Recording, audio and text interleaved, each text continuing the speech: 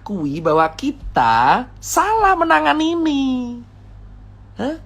Solusi terbaik, saya sudah bilang, swab test gratis untuk red zone. Lakukan itu, kita punya anggaran. Kenapa kita selalu menyuruh warga di rumah aja, bagi masker di rumah aja, masker adalah solusi. Oke, masker solusi. Tapi kalau tidak diiringi oleh tracing, gimana caranya? Untuk mencegah tracing harus mencegah penularan. Iye, penularannya ada di mana, bosku? Mau sampai kapan kita mengatur 270 juta orang dengan sebuah gerakan? Ayo bagi masker. Ayo bagi masker, jaga jarak. Ayo bagi masker. Lu mau sampai 1 abad gitu terus nyuruh relawan kayak gua gitu. Ayo Tirta suruh ke sana pakai masker, pakai masker, pakai masker, pakai masker, pakai masker, pakai masker, pakai masker, pakai masker, pakai masker, pakai masker, pakai masker, pakai masker. Hah? Ayolah. Please. Men. Lu nuduh gua bacot. Nih. Saya bilang kalau saya bilang bacot, men, saya 7 bulan di lapangan, men, tahu di lapangan kayak apa, men? Men, saya lihat sendiri, men. Ini rapid menjadi syarat sakti, men. Kalau saya udah rapid, 14 hari saya kemana-mana tetap surat sakti ini berguna. Kenapa? Saya tahu, karena saya sudah mempraktekkan. Saya cek ini 14 hari yang lalu saya kemana-mana, lalu saya pakai masker, ngurus event, ngurus kemana, ngurus ke sana, terus saya kesini lagi, aman. Surat ini adalah ayam-ayam doang. Rapid test awalnya 600.000, sekarang menjadi 95.000. Terus kemana duit lainnya?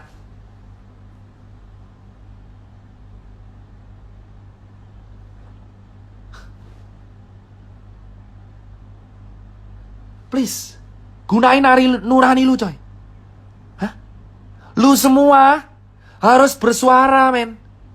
Faktanya, kita salah menangani ini, men. Alih-alih menangani swab test untuk dimasalkan ke rakyat secara gratis. Influencer pariwisata yang digas, gila. Ngehe, coy. Influencer pariwisata, jalan-jalan ke sana kemari, pakai duit rakyat, nginep di hotel terkini, sementara kita sengsara. Lu rela lihat orang pamer lagi selfie di tepi pantai mengatakan Bali keren. Lu foto di Seminyak, lu foto di Kuta. Lu lihat foto di daerah pantai, di daerah Kabupaten Badung yang PAD-nya turun. Dulu rapid 600.000, sekarang 150.000. Kemana lu bersuara? Apa karena lu mendapatkan bayaran yang sesuai dari uang rakyat? Lu berkata bahwa negara ini aman aja. Kita sudah lihat Omnibus Law. Banyak influencer yang dilibatin di Omnibus Law. Banyak influencer dilibatin di Omnibus Law. Kau yang belum baca pasalnya, baca pasalnya. Ngomong langsung pemerintah, sudah. Saya orang Rakjel. Saya sudah bicara ke senior, ayolah swab test digratiskan. Jawabannya adalah tetap edukasi, Mas Tirta. Saya bagi masker dari bulan Maret, April, Mei, Juni, Juli. Seluruh toko Susankar sudah bagi masker tiap hari. Dan kita bagi masker lagi gratis sekarang. Kenapa September kita mengulang kegiatan yang sama dari bulan Maret? Kau bicara influencer, men. Influencer semua dibayar untuk berkata bahwa negara ini baik-baik saja.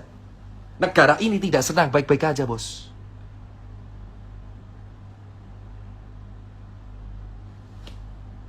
Tidak ada kata tidur, bos, di sini. 7 bulan saya sudah tidak live seperti ini. Dan saya live seperti ini lagi. Saya udah edukasi terus-terusan sampai habis mulut saya. Ayo pakai masker, ayo pakai masker. Dari bulan Maret, April, Mei, Juni, Juli, Agustus, September. Sudah 6 bulan, dihitung dari Februari, 7 bulan. Edukasi, pakai masker, jaga jarak, jaga diri. Ayo kita cuci tangan tiap hari, tiap saat, tiap hari, tiap saat, tiap hari, tiap saat, tiap hari, tiap saat. Dan sekarang September, gerakannya sama lagi. Pakai masker, pakai masker, pakai masker, pakai masker. Sekarang saya tanya jawabannya. Ketika orang-orang di PHK lalu dikasih makan apa? Masker. Sementara influencer dibayar oleh kita pakai uang rakyat, berkaca bahwa negara ini baik-baik saja. Cek hashtag wonderful Indonesia. Maka kalian tahu adalah influencer yang dibayar oleh negara kita untuk mempromosikan pariwisata kita, padahal negara kita tidak sedang aman-aman saja. Kenapa dokter mau ngerjain? Untuk menjadi part of system dan mengerti sistem, kamu harus menjadi bagian dari sistem itu. Gimana kamu bisa mengerti cara kerja sistem kalau kamu tidak tergabung dalam situ? Malware, bos. Dan sekarang saya punya capture-nya. Ada orang nawari saya, Dokter Tirta mau nggak rapid buat donasi? Dokter Tirta mau swab nggak untuk grup? Dokter Tirta saya mau mobile PCR bisa diajukan nggak? Dokter Tirta saya jual APD, mau bisa dicarikan nggak? Dokter Tirta saya jual APD, tolong Dokter Tirta dicarikan. Dokter Tirta ini APD bagus banget, tolong dicarikan. Dokter Tirta donasinya masih ada, ayo tolong belikan APD, men. Kelar lu saya postal.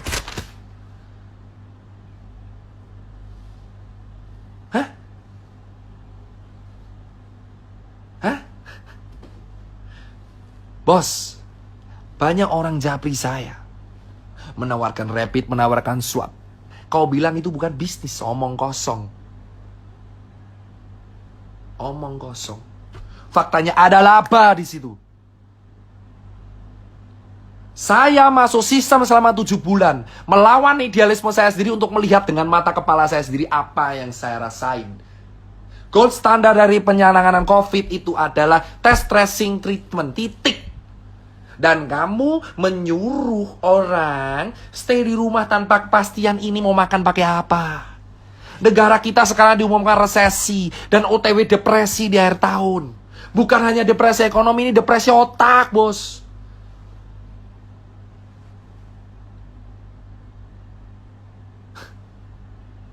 Puas kan? Saya tinggal upload itu semua yang nawarin, kelar semua sudah.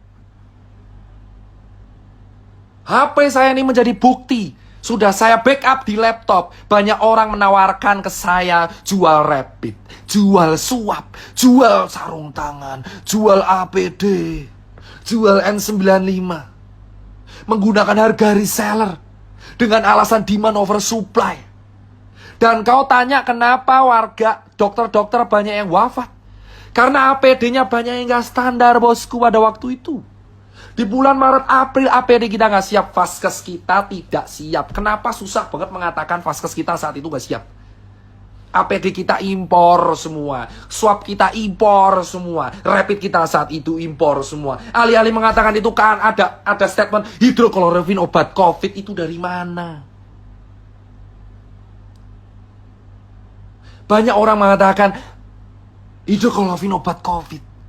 Itu dari mana? Goblok, hidrokloroquine itu adalah sejenis kina obat malaria. Pereda kerusakan pada paru. Vaksin Sinovac itu uji klinisnya baru tahap 3. Katakan pada rakyat, ini baru proses. Belum bisa dijadikan patokan berhasil atau tidak. Hah? Why? Why, man? 7 bulan udah cukup saya di sini, bos. Hah? Setengah jam lagi saya baru sholat subuh. Kenapa? Kenapa selama ini 7 bulan kita hanya begini-begini saja? Terkesan jalan di tempat, COVID naik terus, ekonomi turun terus. Kita tidak sedang baik-baik saja, bos. Saya tidak menyalahkan pemerintah, saya tidak menyalahkan rakyat, saya tidak menyalahkan nakes. Saya hanya bicara kronologis. Saya meminta kalian untuk berpikir dengan akal sehat. Buat kawan-kawan saya yang dokter, saya bergerak dengan kalian. Dari awal saya mengunjungi rumah sakit dan kawan-kawan. Ayo katakan, rapid test standar apa tidak?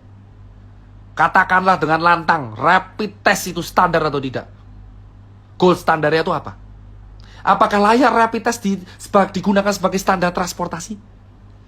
Katakan dengan lantang, apa sih hukuman saya? Paling mentok DR saya dicabut atau apa? Saya sudah nothing tulus, teman saya udah gak makan, Pak. Teman saya beberapa udah bangkrut. Teman saya udah dipecat. Kawan saya udah hancur semua. Buat apa saya punya finance kalau teman saya nggak bisa makan? Saya di Jakarta dulu hidup di jalanan, yang angkat teman-teman saya, sekarang teman saya nggak bisa makan. Terus saya bahagia gitu melihat teman saya nggak makan. Sementara saya terjebak di sebuah sistem, saya mengamati semuanya. Capture sana, capture sini. Saya foto semuanya, bos. Bos, saya kasih tahu nih ya. Banyak orang campaign pakai masker. Faktanya, pakai maskernya cuma di depan kamera. Pakai maskernya cuma di depan kamera. Di medsos pakai masker. Nyatanya kalau meeting nggak pakai masker. Ngerokok-rokok sana sini. Di kantor nggak pakai masker. Habis makan nggak pakai masker. Semua orang menghujat angkringan di Jogja dan angkringan di Semarang, tapi lupa mereka juga nggak pakai masker di kehidupan sehari-harinya. Pakai masker kalau cuma di razia Satpol PP, pakai masker kalau kena kamera, pakai masker kalau di medsos, pakai masker kalau foto. Jangan munafik semuanya. Ayolah semuanya kita berteriak, bos. Banyak orang juga pakai masker kalau cuma di media sosial doang. Hah? Di post langsung pelan-pelan, bosku. Pelan-pelan. Sabar, relax. Ini baru pemanasan. Jika suatu saat Instagram saya hilang atau saya hilang, kalian udah tahu alasannya karena apa. Bos, kita nggak usah naik. Banyak orang nggak pakai masker di luar sana. Banyak orang nggak pakai masker di luar sana, bosku. Ya, sudah banyak orang tidak pakai masker, berpura-pura aman. Di depan kamera pakai masker, di belakang tidak. Ya, pakai masker kalau ketemu orang, kalau meeting dicopot maskernya. Lalu kita edukasi bersifat munafik sana sini, dapat makanan sementara teman kita sengsara sampai mati. Bos, dan banyak teman-teman saya pengusaha yang jualan masker. Banyak teman-teman saya pengusaha yang pencitraan Young Money, yang pencitraan sana sini, yang pencitraan Young Money, pencitraan sana sini, pura-pura donasi padahal ujungnya jualan juga. Saya punya bukti. Orang donasi, besoknya jualan lagi. Gimiknya donasi masker kain, tapi juga dia jualan masker kain. Kau bukan bilang itu bisnis. Kalau bukan bisnis, kenapa kamu nggak menjual dengan harga jadi? Kenapa harus di markup? Kau bilang itu profit. Kau pura-pura donasi, supaya bisnismu lancar semua. Wahai orang yang menggunakan kesempatan masker kain untuk memperkaya dirinya sendiri. Banyak orang pamer Brompton tiap hari. Lupa di bawahnya banyak yang menari-nari di atas kemiskinan, bos. 7 bulan saya melihat banyak teman-teman saya orang kaya yang menyumbang masker sana sini. Padahal mereka juga jualan. Mereka juga jualan. Jualan. Gua ada capture ya. Gua ada capture ya. Jualan, bos. Lu kata ini kemanusiaan. Berdebah, bro, kalau ini disebut kemanusiaan. Apa ketakutan saya? Tidak ada. Saya cuma bicara 7 bulan di realita. Saya juga pernah lihat penguburan jenazah. Saya selalu menganggap COVID itu ada. Kenapa dari Maret dianggap tidak ada? Kenapa kita beranggap ini aman? Itu pertanyaan saya. Jika kalian komplain, kenapa kok COVID disebut konspirasi, kalian sendiri yang mulai. Ingat media. Saya minta semua teman-teman cek media. Di bulan Februari siapa yang mengatakan negara kita dari aman dari COVID?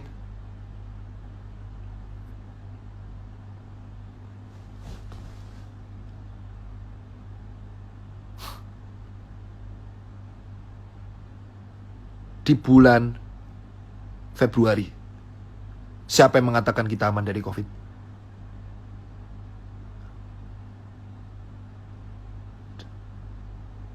Siapa? Di bulan September semua orang berkata bahwa COVID itu berbahaya. Kenapa nggak dari Februari? Kenapa nggak dari Februari? Hah? Kenapa nggak dari Februari mengatakan bahwa COVID ini berbahaya? Kenapa di bulan Februari semua orang-orang penting mengatakan bahwa COVID tidak akan sampai ke Indonesia? Tapi di bulan September, semua tokoh-tokoh penting mengatakan COVID berbahaya, ayo di rumah aja. Esok tempe, sore dele. Kok kowe mencela-mencela malah nuduh aku tempe?